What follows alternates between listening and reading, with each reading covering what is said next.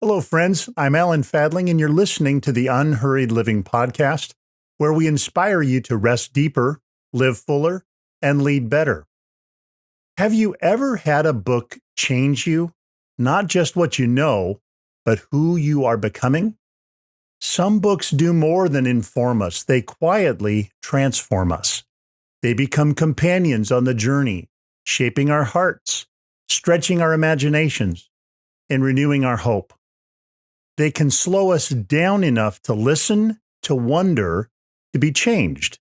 Today, we'll explore how reading can become a spiritual practice, one that nourishes our inner life and draws us closer to God. Through the lens of Jeff Crosby's beautiful book, World of Wonders, A Spirituality of Reading.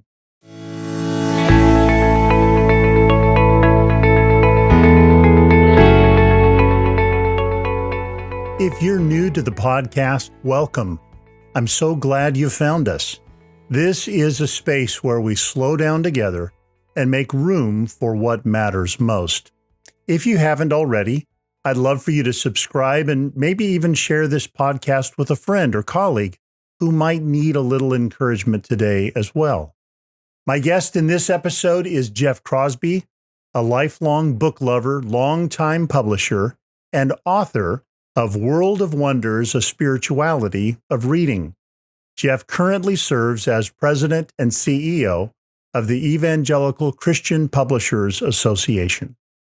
In our conversation, we talk about how books can become trusted companions, how reading can shape our spiritual lives, and how stories, poetry, and memoir can open our hearts to God's transforming presence. So settle in, and let's step into this conversation with Jeff Crosby. Well, Jeff, it's such a joy to have this time together. As you know, reading has been a really important spiritual discipline for me over the years. And so I so enjoyed reading your book and learning from you. I love the subtitle, A Spirituality of Reading. So anyway, thank you so much for writing that book.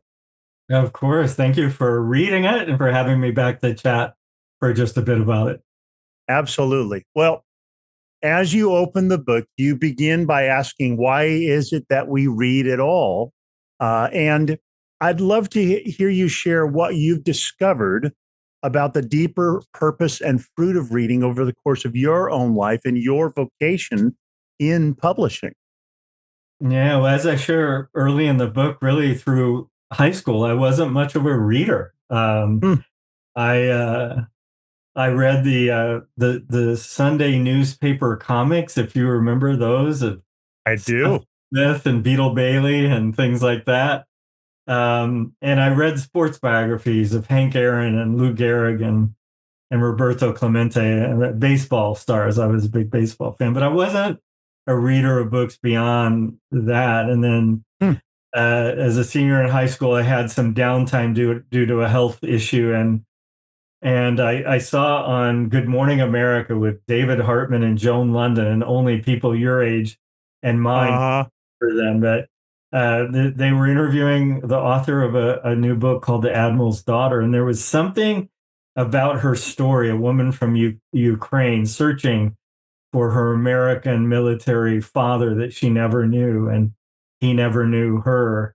It just captivated me. And I think it's an illustration of why the book is called World of Wonders. It was as if that book, The Admiral's Daughter, just opened up a world to me. It, you know, places like Kiev and Leningrad and all these places that I knew only in my school textbooks as, they were the nemesis from over there.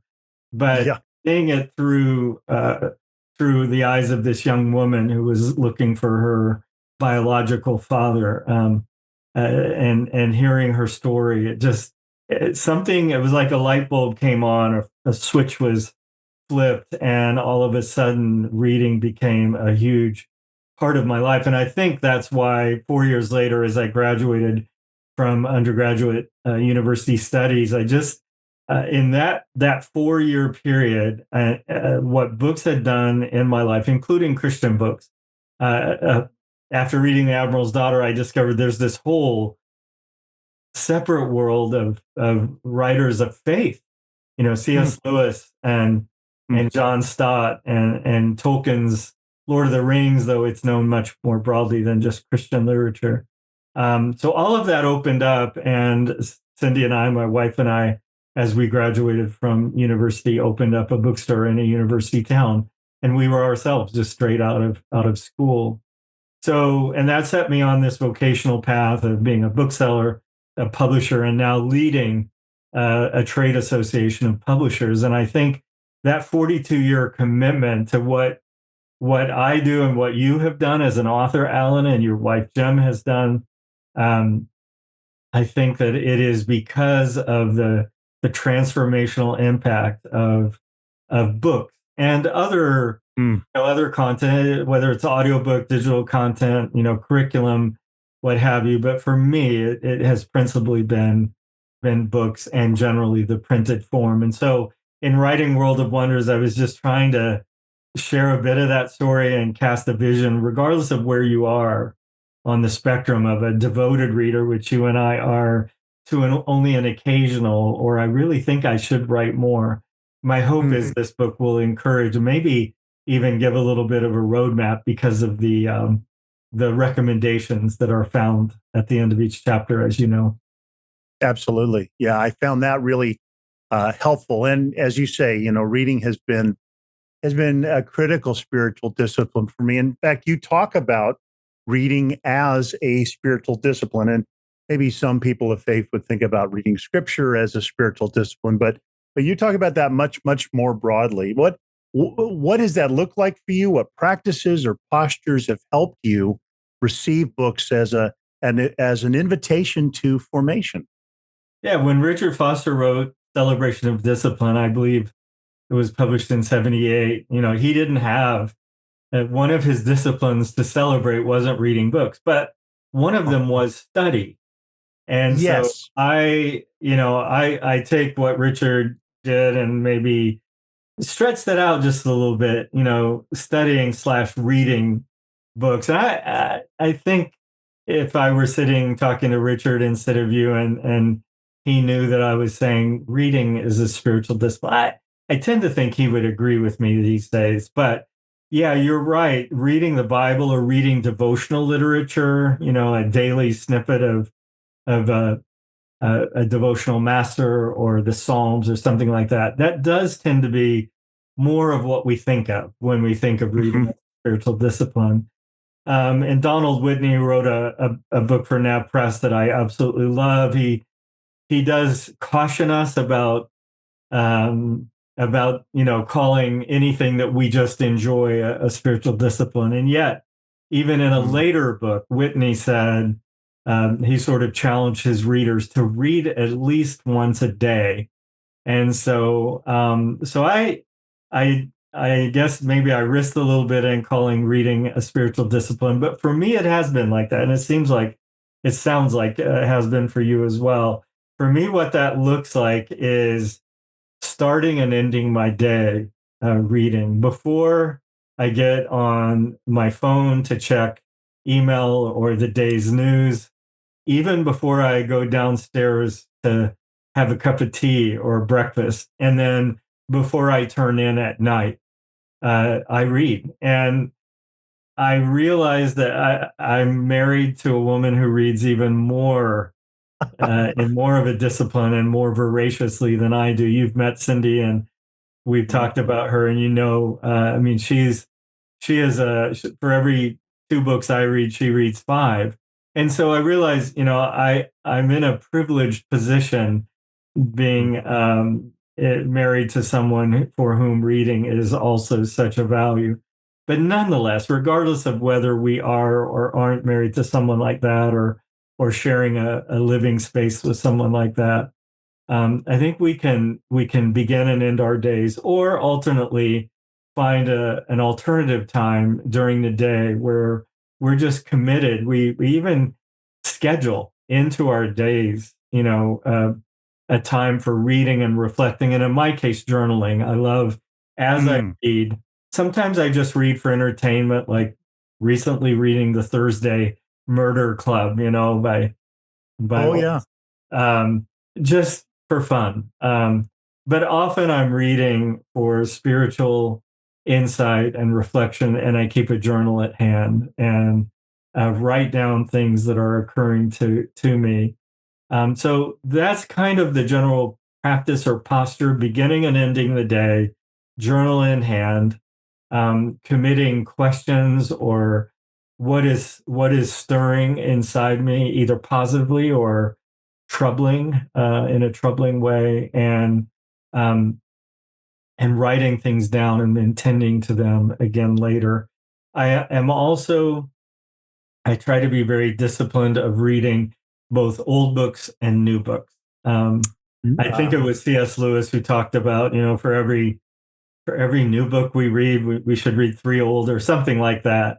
And being in publishing, I tended to read the newer books. All those years, I was reading what was coming out to know how Hmm. to properly care for books like you published. But I have taken up trying to alternate between classic work and new work, and that's kind of another posture that's only 2, 3 years old, but I'm Yeah. finding that life giving as well.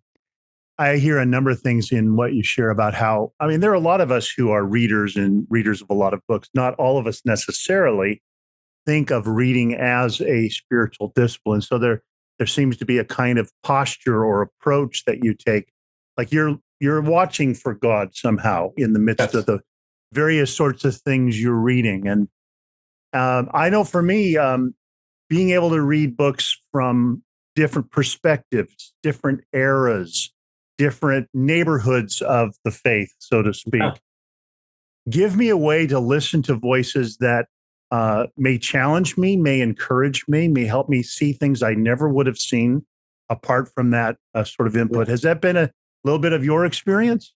Oh my goodness, yes. I'm so glad you brought that up. One of the chapters is in a middle section is why read poetry, why read memoir, Mm, why read fiction, but there's also a chapter on the importance of reading diverse voices, and I think that's what you're getting at least a part of yeah. what you're getting at. Yes. To not merely read books that confirm what we think or what we believe or what we know, but being willing to intentionally engage with voices that are quite different from ours.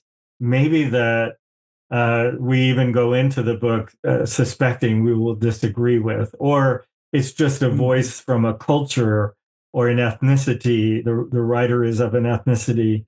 Um, Even I talk about ensuring that we read books, if we're men, read books not only by male writers, but or vice versa.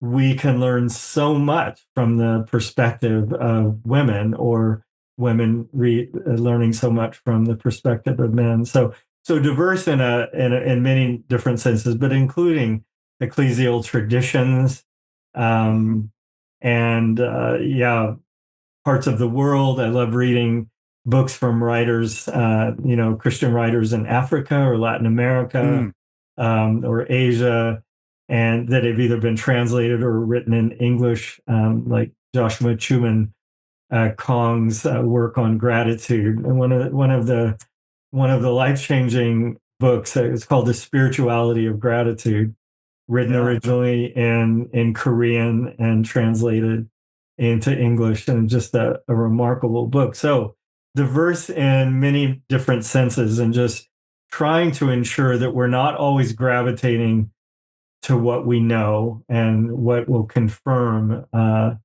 what we believe, and just opening ourselves up to insights from people who are quite different from us. Absolutely. Yes. I just think, in the same way that the body of Christ requires a very diverse community of people to fully express who God is, I think same is probably true in our reading, that we Yeah. need to hear voices. We don't want to impoverish ourselves by just hearing one sort of voice and not letting ourselves benefit from many. So one of the things I was thinking about in reading what you've written is, I hear a lot of people talk about speed reading or listening to their audiobooks on, you know, time and a half or double Yes. time. And I'm not saying that's a terrible thing to do, but of course I might argue that reading unhurried could give you benefits that reading quickly or speed reading or browsing might not. I wonder if you could speak a little bit to the opportunity to read a little more slowly, at least sometimes. Yeah, I hadn't really thought of that. That would have been a great additional chapter, unhurried reading. Yeah, I mean, I'm not a speed reader at all. Hmm. Fairly quick. But for me, it's more about the time that I dedicate to reading than it is about the speed at which I go through. I do, at least still now, have a pretty good memory, so I read at a pace that where I'm going to remember what I read, and thankfully that's Ah, still the case, and hope it will be for years to come. Though I know that's not a given. Yeah, I do think reading reflectively, and that's where the journal in hand. I think it's a part of my. If I have a superpower, I don't know that I do, but if I do, it may be um, either in the moment of reading, like if something really grabs me, I may underline it, may highlight it. Oftentimes, I will immediately go to the journal and say page 89, write a couple of words so that I know what was it on page 89 that just stuck out to me, and then mm, I'll go back. I'll go back to it. I'll think about it. Sometimes pray through whatever it was that stirred in reading that passage, but and for many years, I've ceased doing it in recent years. I'm not sure why, but I would take some of those journal entries and then I would type it up, and I kept a sort of a bound, like a 3-ring binder of snippets from the most impactful, the most transformative things that I encountered. oh So there yeah. was a whole little book of uh, never intending to publish, quotes from the books that had that sort of impact, but I kept them separately Mm. and would regularly go back and capture. I remember Brennan, it was reading the Ragamuffin Gospel by Brennan Manning. There was just so much in there Mm. that I wanted to remember. And that's when I started carrying over and typing like notes. It was my own little Yeah. notebook for reading.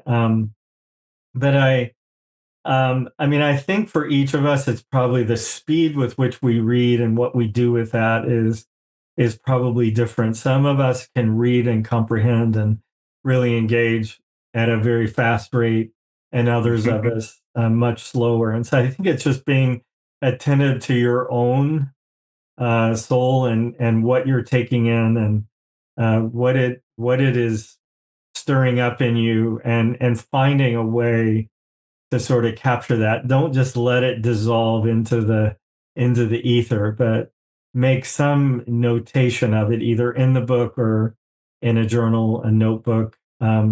Take your phone and do a message to yourself about page 89 and what was it. I want to come back to that sort of thing. But unhurried reading, I'm going to give some more thought to that. Maybe that's an article for you to write down the road somewhere.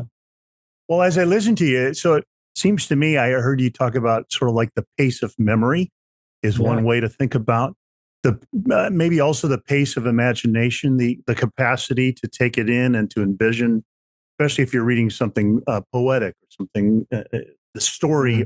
oriented. And then I also hear you talking about the pace of reflection, that uh, being willing to stop, willing to pause, and take that further in terms of your own interaction with what you've read. Like I think all of those are really, really helpful. Yeah. So, as for some who are reading, say, for faith, they don't always perhaps think of fiction as a way of reading that would enrich faith, but that's clearly been an important facet of your own reading. Can you talk some about that?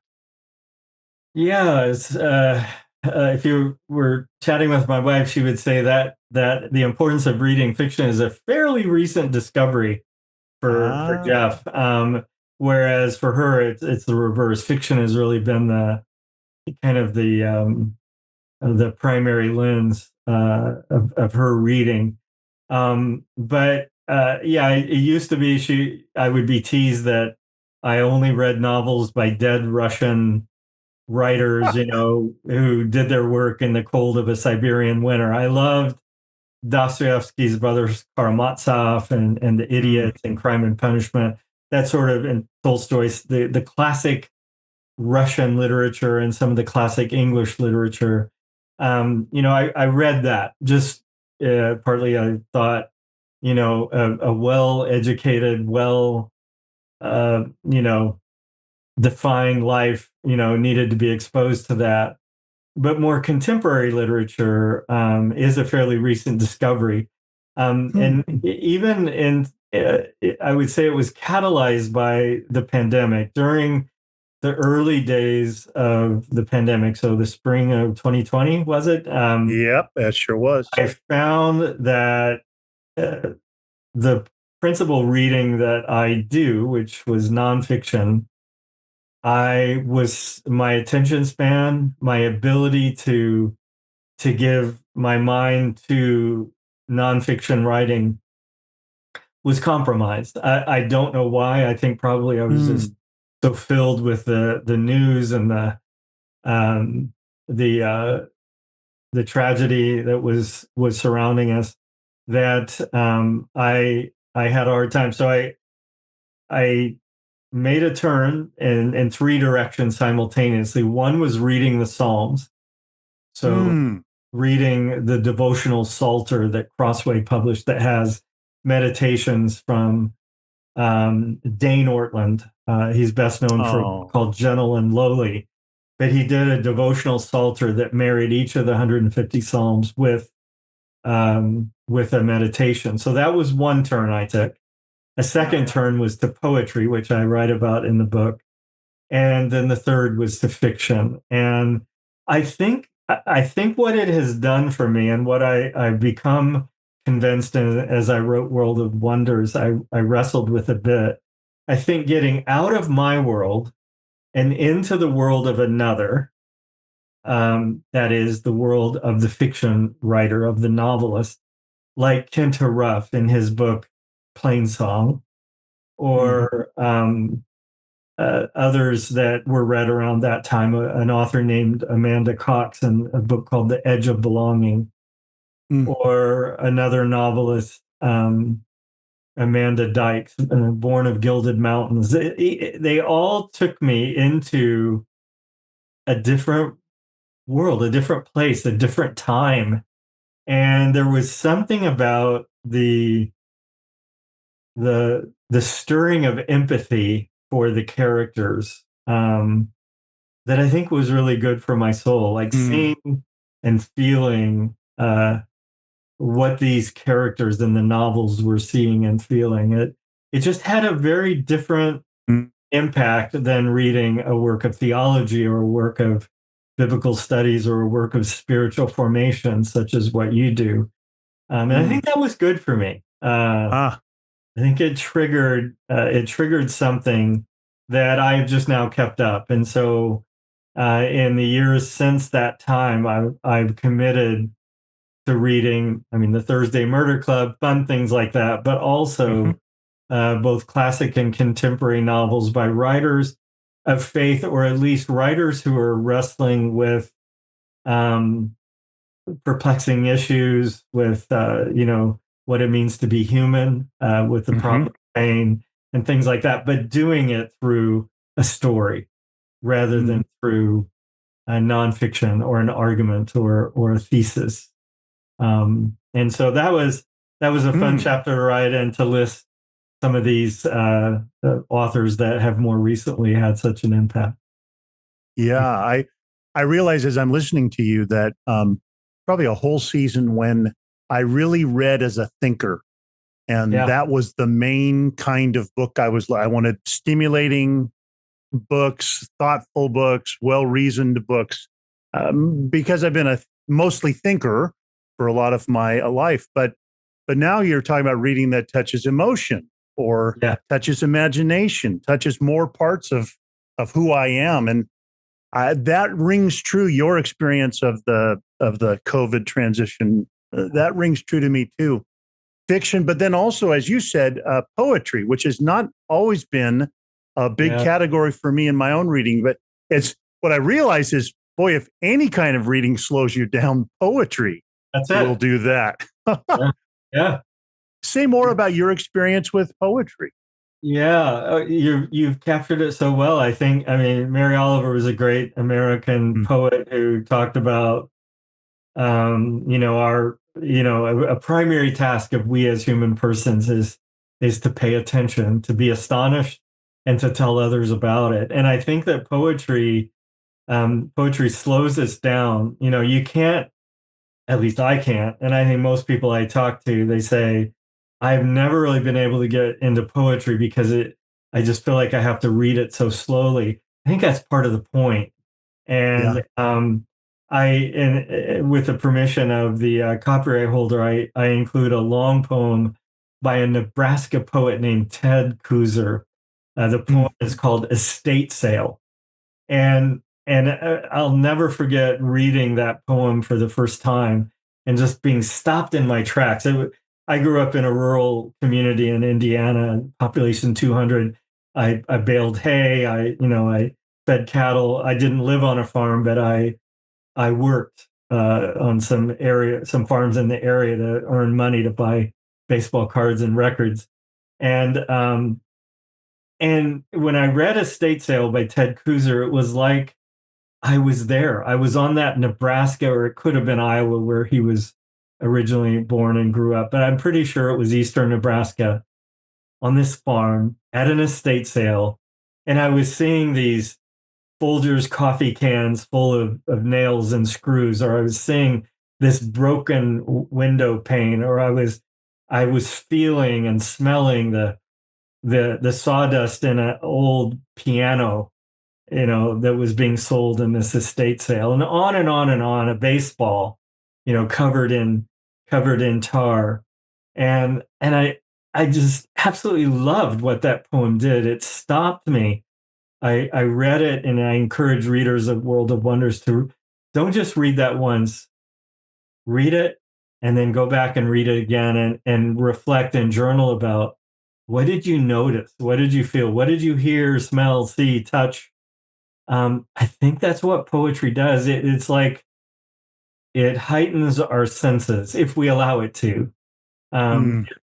if we could read a poem for the meaning of the poem, and that's okay. But I think most poets are wanting you to read with this, as C.S. Lewis says, this mind that's awake and Mm. is paying attention and is taking in and letting a poem sort of transport you to another place. And that's what the estate sale did for me. And other poems by Lucy Shaw and many, many others. So, Mm. yeah, it like fiction was a somewhat newer form in the last 10, 15 years, because like you, I grew up, I wanted to read books that would help me understand the answer to questions I've never been asked, but I might someday be asked. And poetry Yeah. wasn't going to be the way I did that. But now I think, intentionally reading and regularly reading poetry, always, like there's always a work of poetry. Wendell Berry, you Uh, know, um, he's probably the most quoted poet of faith these days, and I think for good reason. mhm. Yeah, and just sitting with it, and again, grab your pen, your journal, and write down some thoughts about what you encounter. I don't think you'll be disappointed if you do it, but it is not speed reading. That if you want a way to an unhurried reading life, pick up a collection of poems by Lucy Shaw or Wendell Berry or Madeline Yeah. Neal or people like that, and it'll help. That strikes me as really good sort of reading spiritual direction, Yeah. suggestion. So, one of your other chapters, you talk about the power of reflection, memoir, that category of reading. I realized there was a very long season where all I could seem to read or wanted, maybe even wanted to read, was collections of journals or collections of letters, like stuff that just grew out of a lived experience. I remember reading the journals of Thomas Merton and just really being captured by his journey. So, can you say something about that kind of reading? The memoir is your specific label for this, but how might this meet us in our formation? Yeah. Yeah, I love reading history. That Mm, if you ask me what do you read more of than anything else, it would be history, particularly from the Gilded Age forward, both in Europe and in the U.S. And I think of memoir as one person's view of his or her history in a sense. mm, yeah. It's all of the details may or may not be absolutely correct, but it is their memory. It is his or her memory of life as they knew it. And so I think that for me, memoir sort of, it dips into that similar category of history, of autobiography. And in a similar way to fiction, I think that it's a way of seeing the world through the lens of another person, seeing both the joy and also the wounds of this life through the story of another person, and that engenders empathy, which I just think our world needs a lot more of, not less of these days. And so, yeah, I talk quite extensively in there about a memoir that deeply impacted me, called Surprised by Oxford. It's written by a woman named Carolyn Weber, Mm, and who actually wrote the foreword to World of Wonders. But it's a memoir of her conversion at Oxford University over a single year, a single term, and coming from Canada and from agnostic, probably at best, to this deep conversion through her experience at Oxford, and there was just something about her story that captivated me and others, and it ultimately was made into a movie.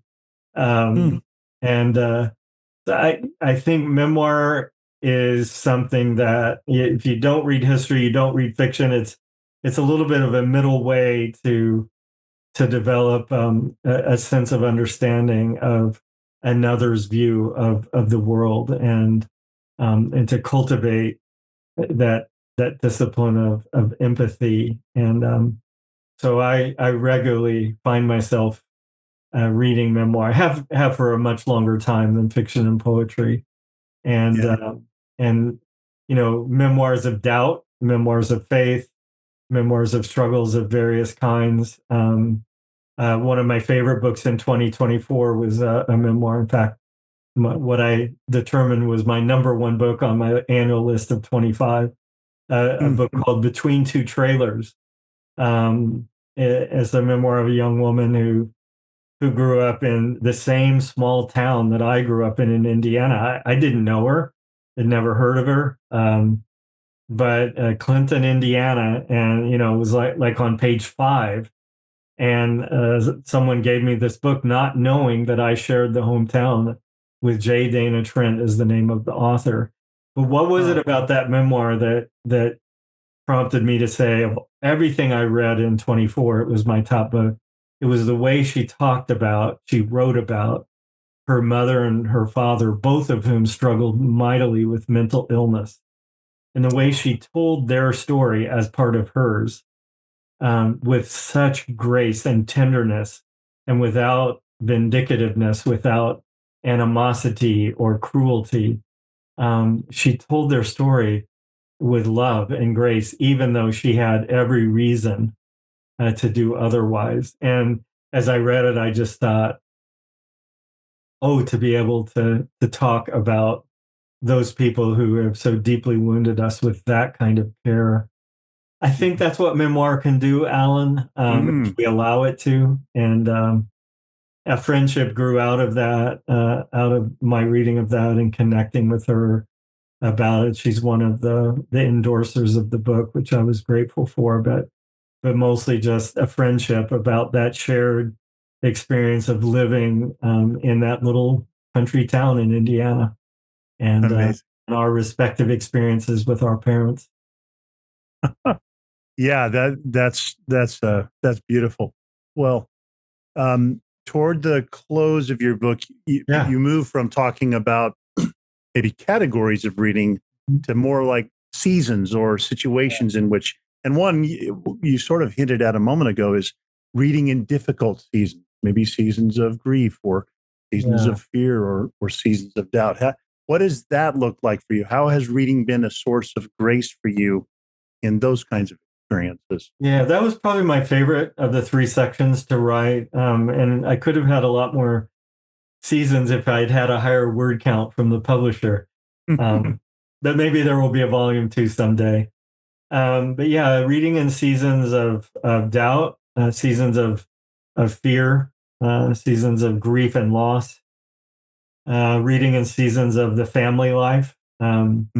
In my case, I had young children 40 years ago, and now I'm caring for parents with significant, physical or cognitive uh, challenges. And what is it to read in seasons like this uh, Yeah. and for them? So reading about dementia and how can I care well for the parents who are struggling with that. It's no longer reading Adam Raccoon books to my 4-year-old son, but reading books about dementia to care properly and well for my in-laws. And then there's also one season reading in seasons of the liturgical year and seasons of Hmm. wonder.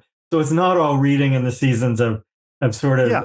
sobering times, but in all of those, whether the wonder or whether the grief and loss, books have been companions on my journey. I mean, there's just no other more apt description. They have been books have been instruments of God's peace to me in those Mm. seasons, or instruments of God's joy and sort of a triggering of wonder.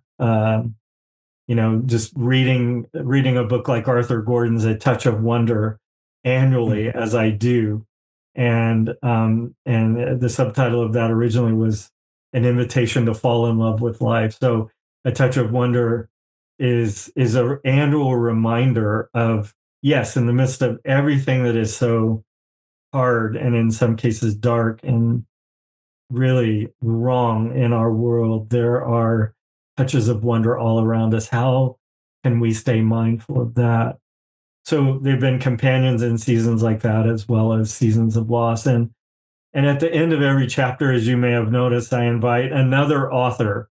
Like I wanted to know, how have books accompanied others in a season like that? And in most cases, the other writers who contributed a vignette at the end of the chapter are much better known than I am. But I wanted to know, what would Lucy Shaw say about reading poetry, or what would Mm. Greer Richards say about loss, having been a cancer survivor herself.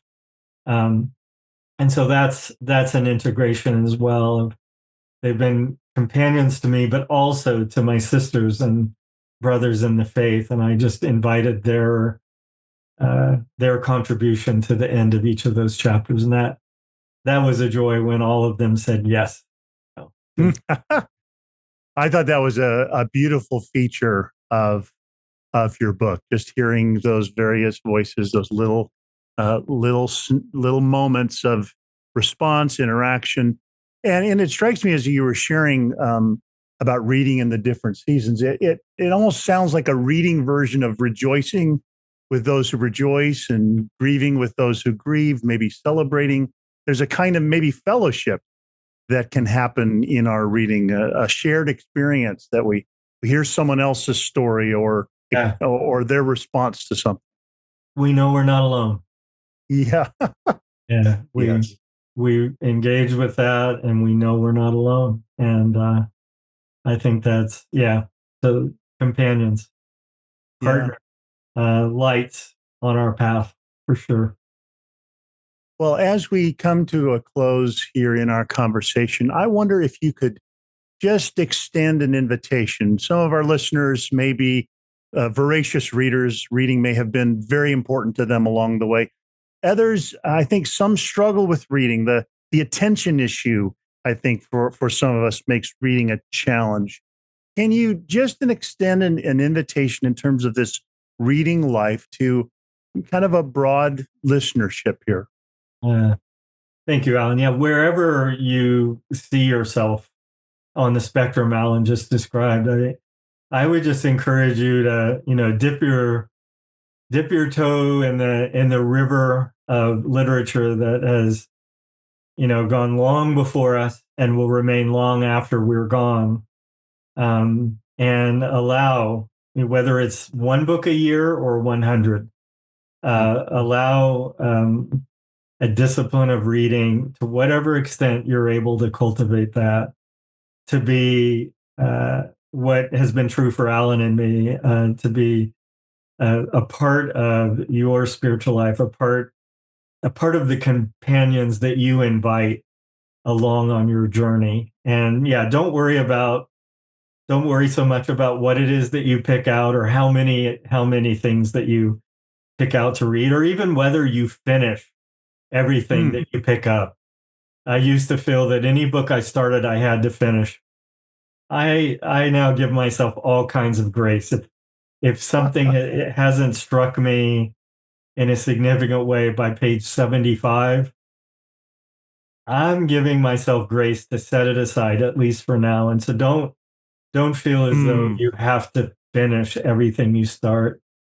And I would also just encourage, as our conversation has implied, to kind of dip your toes in different rivers, whether it's poetry or fiction or memoir or nonfiction, and give each of those a little test drive and see what may be speaking to you in this season of your life, which may be different than it will be a year from now or 2 years from now. Most of all, I think Alan and I both invite you to engage with works that may be life-giving to you, whatever that may be. And I appreciate the chance to be here with you, Alan, and to share encouragement to your listeners. Thank you. Well, it's been a great joy. Again, today, my guest has been Jeff Crosby, and we've been talking about his book, World of Wonders, A Spirituality of Reading. It really has been a pleasure to spend this time together, Jeff. Good to be with you, Alan. Thanks so much. Thank you for listening to the Unhurried Living Podcast. To learn more about us, visit unhurriedliving.com. In the show notes, you'll find helpful links and information about our partner, Life Audio, and all of their other faith-centered podcasts.